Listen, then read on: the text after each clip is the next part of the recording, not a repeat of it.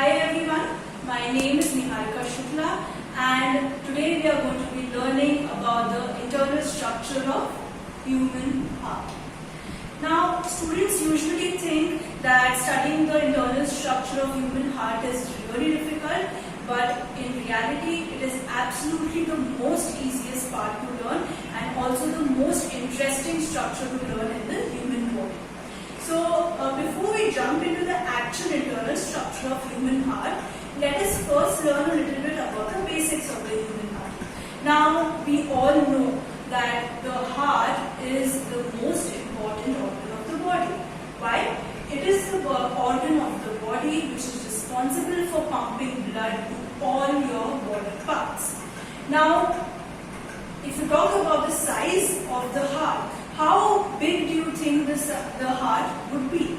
Now, since it is such an important organ, you must be thinking that the size must be huge, but you are actually wrong. The size of the human heart is actually the size of your clenched fist. Now, after learning the basics, let us jump right into the internal structure of human heart. To learn the structure of human heart, let us divide it easily into the 4 chambers. Okay? Let us see, I have highlighted the 4 chambers in the diagram over here. So, the heart is divided into 4 chambers. The right atrium, the left atrium, so that is 2 atrias, the right ventricle and the left ventricle. So, 2 ventricles. So, you have 2 atrias and 2 ventricles. So, in order to study about this so-called complicated structure, let us divide this portion one by one into each of these chambers. So, let us start with the right atrium. Let's see what it does. Now,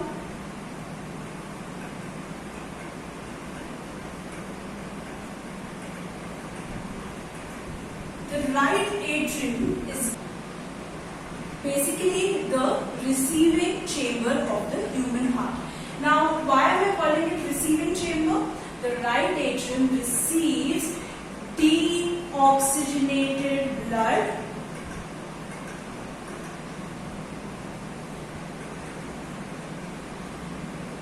so the right atrium is supposed to receive deoxygenated blood from the entire body as well as from the heart itself.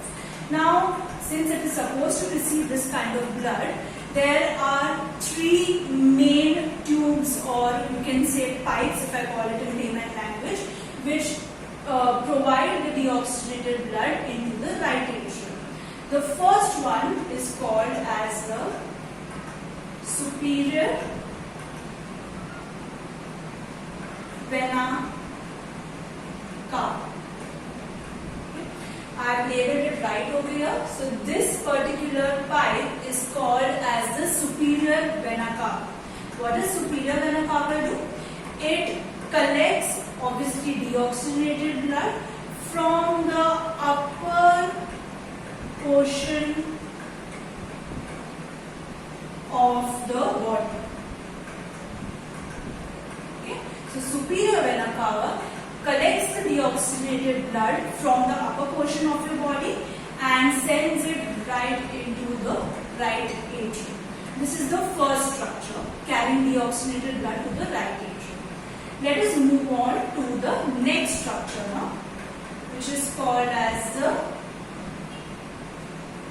inferior vena cava. So, inferior vena cava, let us see where is it? Yes, it's here. Inferior vena cava is responsible for collecting deoxygenated blood from the lower part of your body. So, superior vena cava, upper portion of the body. Inferior vena cava collects deoxygenated blood from the lower portion of the body. Both of them are collecting deoxygenated blood and sending it into the right atrium. Now, the right atrium receives deoxygenated blood from the heart also. So, there is a third structure called as the coronary sinus. Coronary sinus basically collects the deoxygenated deoxygenated blood from the entire heart and sends it into the right atrium. So these are the three main portions which collect deoxygenated blood from various parts of your body and send it into the right atrium. Now if I talk about these three structures, obviously they are opening into the right atrium. Now such openings need to be guarded by something called as a valve. Okay, let us write that. Okay guys, before we forget, let us all remember that the atria, both your atrias, the right atrium and the left atrium, they are called the superiorly placed chambers, and because they are receiving blood from different body parts, they are also called as the receiving chambers. And also both the atrias are separated from each other by something called as the interatrial septum.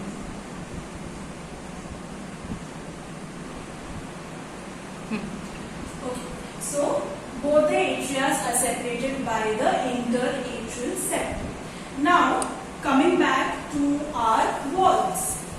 So we just studied that the right atrium receives deoxygenated blood from the superior vena cava, the inferior vena cava and the coronary sinus. Now since these are all opening into the right atrium, they are supposed to be guarded by something called as the valves. Now a very important point to note is that the superior vena cava is not guarded by any valve. Okay? The only two structures which are guarded by the valves are the inferior vena cava and the coronary sinus. Now, the inferior vena cava, I am just going to write an abbreviation which is IVC. So, the IVC or the inferior vena cava is guarded by a valve called as the Eustachian valve. So, the IVC is guarded by the Eustachian valve, whereas the coronary sinus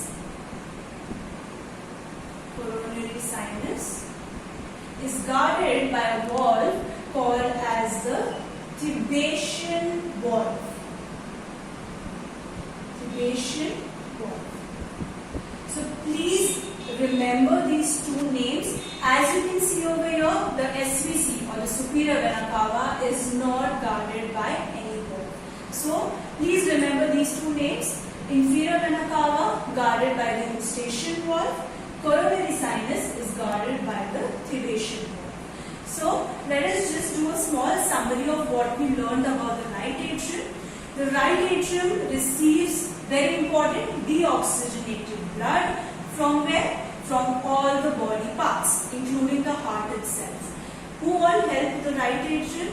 The right atrium receives deoxygenated blood from the superior vena cava, the inferior vena cava and the coronary sinus, out of which IVC is guarded by the Eustachian valve and the coronary sinus is guarded by the Tibacean valve. Now, in the right atrium, apart from all these important structures, there is another structure right over here.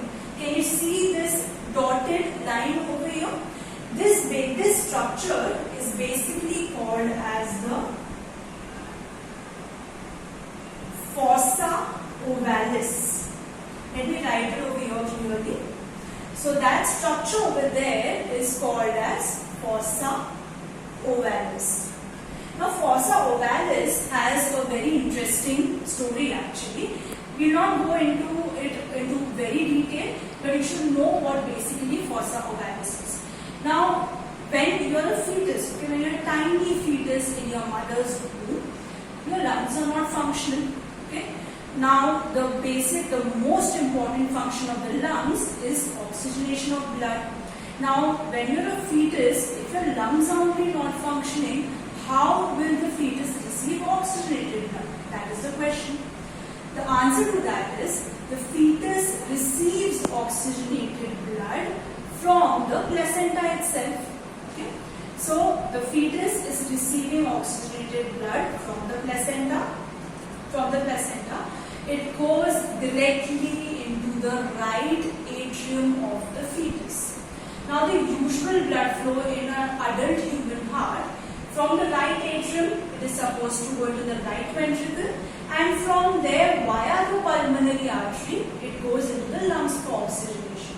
But in a fetus, since the lungs are not functional, the oxygenated blood needs to travel directly from the right atrium to the left atrium.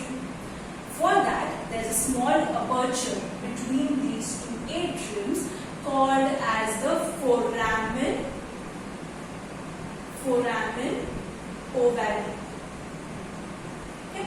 So foramen ovale is a small aperture between the right and the left atrium through which the oxygenated blood travels from right to the left side. Now, once a baby is born, obviously your lungs start becoming functional and they can start working and performing their function. So there is no more use of this foramen ovale. So basically, up till the age of 2 years, the foramen ovale is still open, but slowly it starts closing up. And finally, till the age of 2 years, the foramen ovale is completely closed and it forms a small depression called as the fossa ovalis. So this is what fossa ovalis is. So this was all about the right atrium. Moving on to now the left atrium. Okay, so let us now move on to the left atrium. Okay, let me just show you. This area, this entire area is the left atrium. Now, before I move forward to studying the structure of left atrium, let us talk a little bit about the walls. Okay, I'm not talking about the walls, I'm talking about the walls of these four chambers. Okay, if you notice, the wall of the right atrium, it is supposed to be thinnest. The wall of the left atrium is supposed to be a little thicker than that of the right atrium. The walls of the left ventricle is very, very important. You are supposed to know that the wall of the left ventricle is the thickest of all the four chambers. So let us see the wall, this particular area. You can see it over here, the wall of the right ventricle, right atrium, left atrium and the left ventricle. So the wall of the left ventricle is the thickest amongst all the four chambers. Why it is thickest? We will come back to that point when we study about the left ventricle. For now, let us move on to the left atrium. Now, the left atrium is supposed to receive oxygenated blood.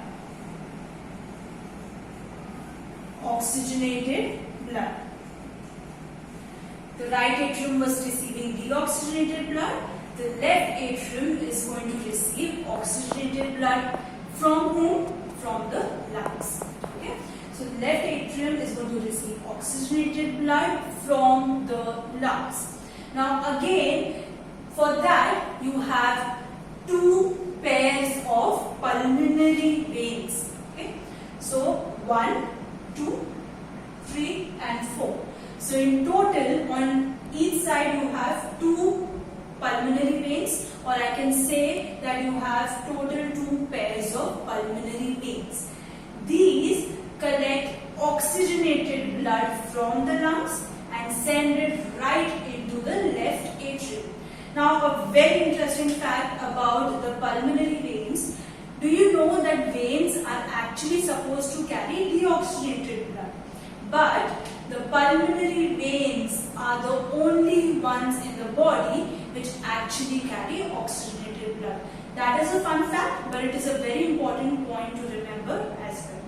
So, left atrium receiving oxygenated blood from the pulmonary veins from the lungs. Okay? This is all about the left atrium.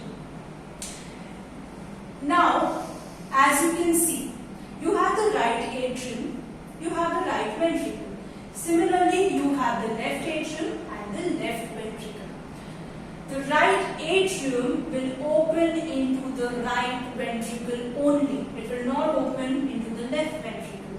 Similarly, the left atrium will open into the left ventricle. Now, these openings, they are called as the atrioventricular septum. So a septum or even a groove is basically something which separates two structures. So the right atrium opens into the right ventricle through the atrioventricular septum or the atrioventricular groove. It's the same thing. Now, again, since it is an opening, it needs to be guarded by something. The atrioventricular septum between the right atrium and the right ventricle is guarded by the tricuspid valve. So valve is basically something which guards the opening in your human body. So the tricuspid valve, that is, can you see this area? This is the tricuspid valve. The tricuspid valve guards the opening between the right atrium and the right ventricle. Now, what we do is, let us divide this particular name into half and see what it actually means. The part tri means 3, okay? So 3, and the word cusp means flaps. Okay? So if I have to say it in a much easier way, I would say that this particular valve is made up of 3 flaps, 3 muscular flaps. Okay? So if you view it from the top, okay, suppose you are viewing the tricuspid valve from the top, it actually looks something like this. So you have 3 cusps, 1, 2 and 3. This is how your tricuspid valve looks from top. Similarly, there is another valve called as the bicuspid valve. You also call it as the mitral valve. Now, let me write the word bicuspid. Bicuspid. So the bicuspid valve basically guards the opening between the left atrium and the left ventricle. This is your bicuspid valve. Again, let us divide this word. Cusp, I have already explained it to you. Bi means 2. So this particular valve is made up of 2 valves instead of 3 valves like the tricuspid valve. So bicuspid valve is basically made up of 2 muscular flaps, and it is also called as the mitral valve. Very, very important for your entrance examinations. Mitral valve is same as the bicuspid valve. Now, let us move on to the structure of your ventricles. Okay? We'll start with the right ventricle first.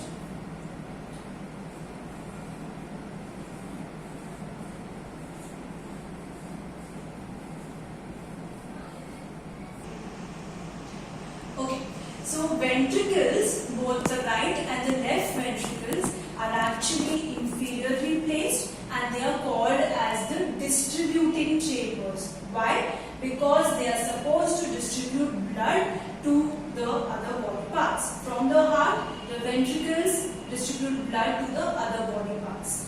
And both the ventricles are separated by a septum called as interventricular septum. Okay. If you remember, I told you Right atrium and right ventricle were separated by atrioventricular septum. Right atrium and left atrium were separated by interatrial septum, and both the ventricles are separated by interventricular septum. So please remember all these words, they are very important.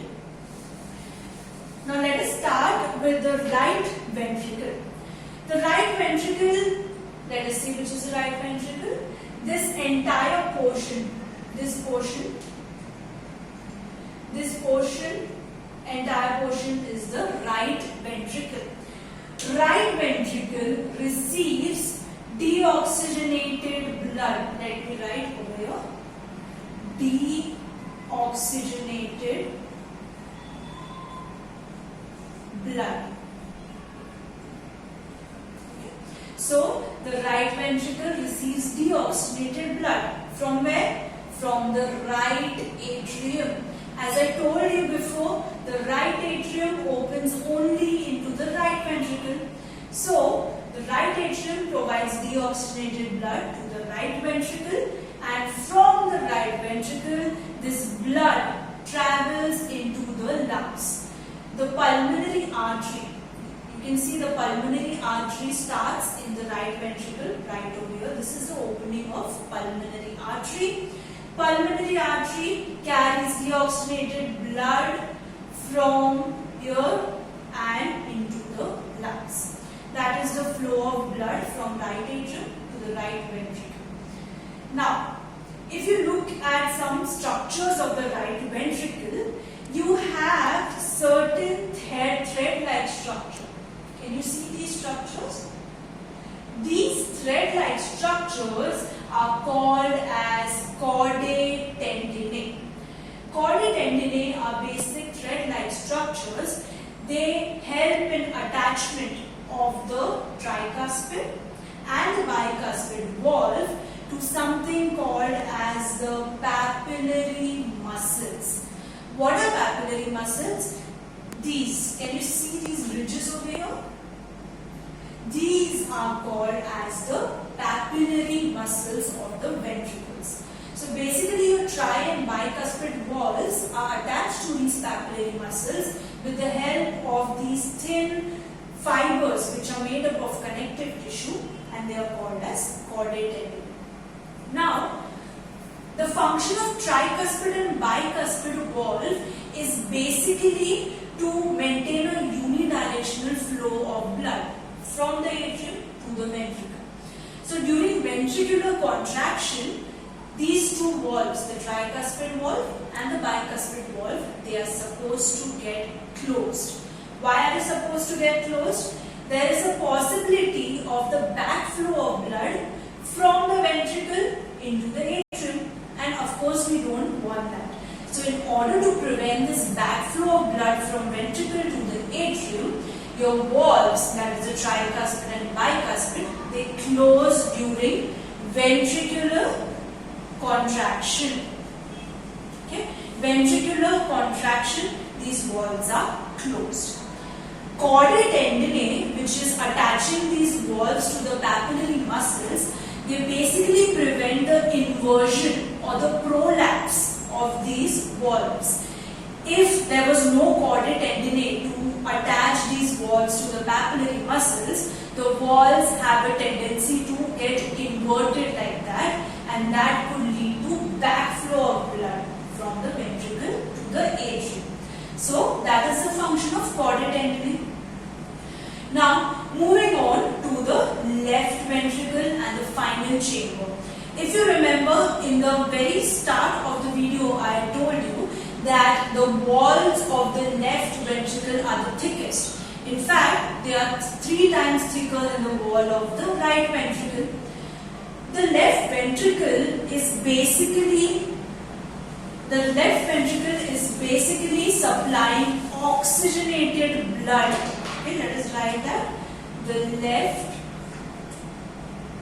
left ventricle, 3 times thicker than the right ventricle, basically supplies oxygenated blood.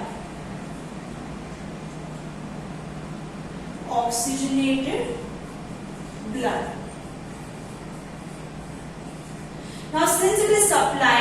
oxygenated blood to all the body parts of your body. So this has the most thickest wall of all the chambers. Now, from the left ventricle, this is the left ventricle, arises another important structure called as the aorta. This basically is the aortic arch, and this entire structure is called as the aorta. So from the aorta, your left ventricle sends the oxygenated blood into the aorta, and the aorta provides oxygenated blood to all the body parts.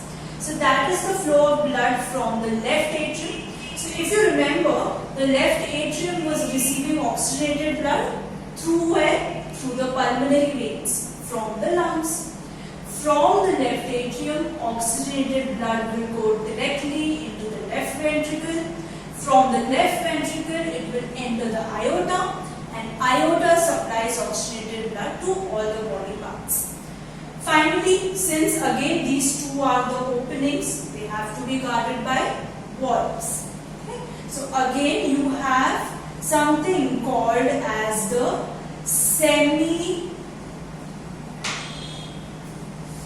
So basically the valves guarding the opening of the pulmonary artery and the aorta all are called as the semi-lunar valves. Okay, you can see over here. These are the semi-lunar valves. This and this. So basically, the semi-lunar valves, they close during ventricular relaxation. It is also called as ventricular diastole. When the ventricles are relaxing, that means when they are not pumping blood, these semi-lunar valves will be closed. Why? If they are open, there is a possibility of backflow of blood into the ventricles. So, to prevent the backflow of blood into the ventricles, these two valves, the semi-lunar valves, will remain closed. So, with all this, we complete the internal structure of human heart. Thank you.